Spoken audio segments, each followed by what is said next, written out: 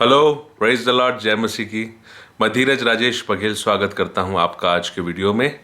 और आज मैं आपके सामने एक छोटा संदेश जो मैंने अपने जीवन के लिए सीखा, मैं उसे फॉलो करने की कोशिश कर रहा हूं और इससे हमारा जीवन प्रभु के निकट आ जाता है और गंभीर हो जाता है और परमेश्वर के साथ प्रेम में, आत्मा की उपस्थिति में बढ़ता जाता है इस बात को। और ये बहुत कॉमन वचन है जो हर कोई पढ़ता रहता है। एक बच्चे को भी हम उसके जन्मदिन पर और किसी को भी हम कभी भी संदेश हम देते हैं तो इन बातों को ज़रूर उसको बताते हैं। तो नीति वचन उसका तीसरा अध्याय और उसका वचन 5 और 6, नीति वचन 3 का वचन 5 और 6 इस प्रकार से कहता है, तू अपनी समझ का सहारा न लेना, वरन संपूर्ण मन से यहोवा पर भरोसा रखना, उसी को स्मरण करके सब काम करना, तब वह तेरे लिए सीधा मार्ग निकालेगा। Hallelujah, praise the Lord. और एक और बात कि अपनी दृष्टि में बुद्धिमान ना होना, यहोवा का भय मानना और बुराई से अलग रहना। हालेलुया। ये 3 वचन मैं आपको देना चाहता हूं। आज मैं अपने आप को देना चाहता हूं, आपके लिए बोलना चाहता हूं। तू अपनी समझ का सहारा न लेना, वरन संपूर्ण मन से यहोवा पर भरोसा रखना, उसी को स्मरण करके सब काम करना, तब वह तेरे लिए सीधा मार्ग निकालेगा। अपनी दृष्टि में बुद्धिमान ना होना, यहोवा का भय मानना और बुराई से अलग रहना। Hallelujah, praise the Lord. इस वचन के ऊपर मनन करेंगे तो हमारे लिए हमेशा से ये बात रहती है कि हम जब भी कुछ करने जाते हैं, कभी भी कुछ करने का सोचते हैं, तो बहुत कम ऐसा होता है कि हम प्रार्थना करके परमेश्वर से पूछ लें कि प्रभु मैं करूं कि ना करूं, प्रभु ये तेरी दृष्टि में ठीक है कि नहीं, ये तेरे हिसाब से ठीक है कि नहीं, ये तेरे आत्मिक सोच, तेरे विचार, जो कल्पनाएं तूने मनुष्य के लिए की है, मेरे लिए करके रखी है, क्या ये उसके हिसाब से सही है कि नहीं है। ये बात मैं नहीं पूछता। और नहीं पूछता इसका मतलब अपनी समझ का सहारा ले लेता हूं और संपूर्ण मन से यहोवा पर भरोसा नहीं। संपूर्ण मन मतलब आपका मन कुछ भी करने को कर रहा है, उसके पहले परमेश्वर पर भरोसा करके उससे पूछ लिया जाए कि प्रभु मैं क्या करूं, मुझे क्या करना चाहिए।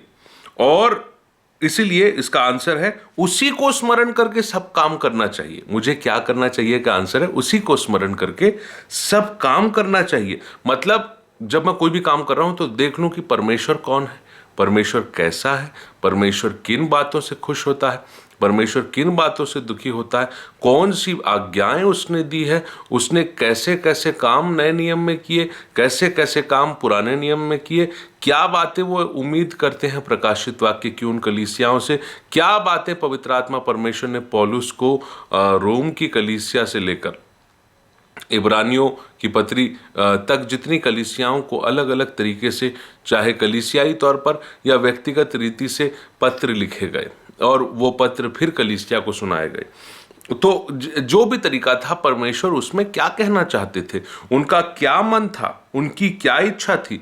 जब आप इसको स्मरण करते हो, परमेश्वर को स्मरण करना मतलब एक तो परमेश्वर इतनी बड़ी, इतनी वृहद पर्सनालिटी है कि इस पूरे यूनिवर्स, इस पूरा जो क्या तारा मंडल है या आकाश मंडल है, ये स्वर्ग है, तो पहला स्वर्ग, दूसरा स्वर्ग, तीसरा स्वर्ग, पृथ्वी और फिर अधोलोक, ये सब जो उन्होंने रचना किया, इससे ज्यादा भयंकर, कठिन, हमारी समझ से परे है परमेश्वर।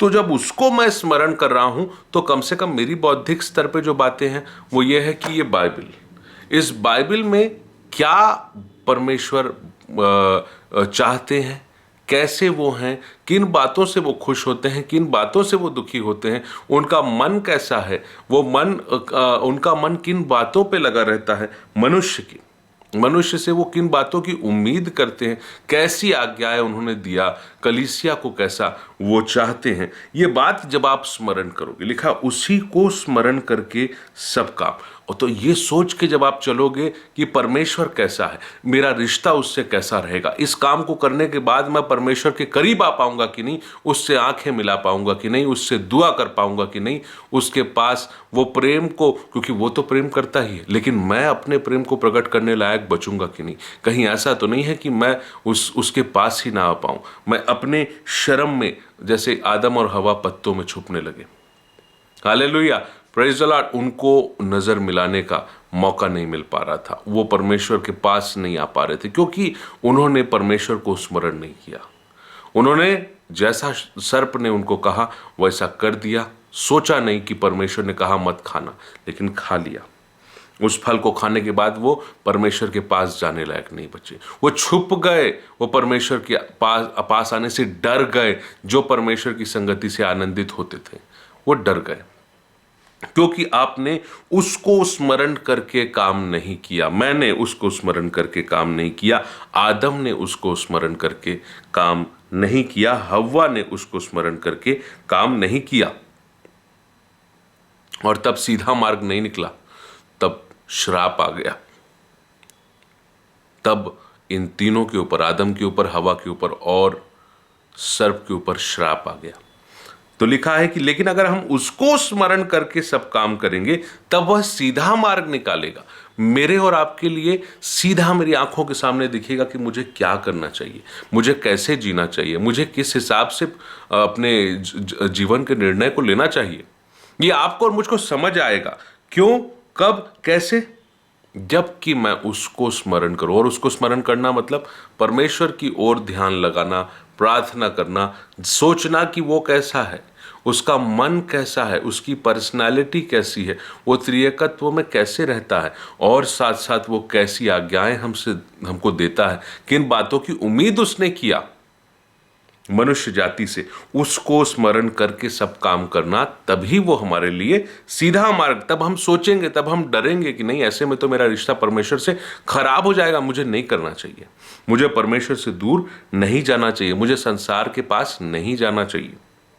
और एक और बात, अपनी दृष्टि में बुद्धिमान। कई बार ऐसा लगता है हमको कि मैं तो सब सही समझता हूं, मुझे तो परमेश्वर ने बुद्धि दिया और मैं अपनी बुद्धि का सही उपयोग कर रहा हूं, वो बुद्धि जो परमेश्वर ने दिया उसी का तो उपयोग कर रहा हूं, लेकिन ऐसा करके मैं अपनी दृष्टि में बुद्धिमान हो जा रहा हूं। तो अपनी दृष्टि में बुद्धिमान ना होना, यहोवा का भय मानना, फिर से परमेश्वर के अधीन हो जाना, उसके करीब आ जाना। और फिर जब वो बताएंगे, परमेश्वर का भय मानेंगे आप, तो हमको पता चलेगा कि हम अपनी दृष्टि में बुद्धिमान हो रहे थे और कहीं बुराई को गले लगा रहे थे। लेकिन जब हम यहोवा का भय मानेंगे और अपनी दृष्टि में बुद्धिमान नहीं होंगे, तो हमको बुराई समझ में आएगी और हम बुराई से अलग रह पाएंगे। इसलिए लिखा है, अपनी दृष्टि में बुद्धिमान ना होना, यहोवा का भय मानना और बुराई से अलग रहना। Hallelujah, praise the Lord. तो मेरे और आपके लिए आज मैं कोई बहुत बड़ा संदेश लेके आज नहीं आया हूं, मैं ऐसी प्रैक्टिकल बात को लेके आपके सामने आया हूं जो मैंने सीखा, जो मैं आज और कोशिश करूंगा कि मैं जीवन भर इस बात को फॉलो करूं। वो ये है कि मैं अपनी समझ का सहारा ना लूंगा, वरन संपूर्ण मन से, मेरा हर एक मन लग रहा है कि नहीं लग रहा है, लेकिन उस मन से मैं परमेश्वर का भरोसा करूंगा। उस मन को मार के हम परमेश्वर के पास आने की कोशिश करेंगे और उसकी इच्छा पूछेंगे, उसी को स्मरण करेंगे, मतलब सोचेंगे कि वो कैसा है, वो क्या उम्मीद करता है और मुझे क्या करना चाहिए, जो मैं कर रहा हूं वो करना चाहिए कि नहीं करना चाहिए। उसके लिए प्रार्थना करेंगे, उसको स्मरण करेंगे, और तब वो हमारी प्रार्थना का उत्तर देगा और हमको सीधा मार्ग नजर आएगा कि मुझे ये करना चाहिए कि नहीं करना चाहिए। संपूर्ण मन मतलब मन अच्छा हो, मन खराब हो, लेकिन परमेश्वर पर भरोसा रखना है। संपूर्ण मन से मतलब मन दुखी हो कि मन खुश हो, परमेश्वर पर भरोसा रखना है, मतलब उससे प्रार्थना करना है। मन में कड़वाहट हो कि मन में झुंझलाहट हो, मन में चिड़चिड़ाहट हो, मन में बैर हो। आपके मन में शैतान अलग अलग जो है गलत बातें डाल सकता है, लेकिन उस मन को लेके आप परमेश्वर के पास जाइए, उस पर भरोसा रखिए, यहोवा पर, परमेश्वर पर, यीशु पर, पवित्र आत्मा पर, और उससे प्रार्थना कीजिए। और जब मैं ऐसा करूंगा, जब मैं परमेश्वर पर भरोसा रखूंगा, तो फिर जो है वो मेरे लिए सीधा मार्ग निकालेगा, क्योंकि मैंने उसका स्मरण कर लिया।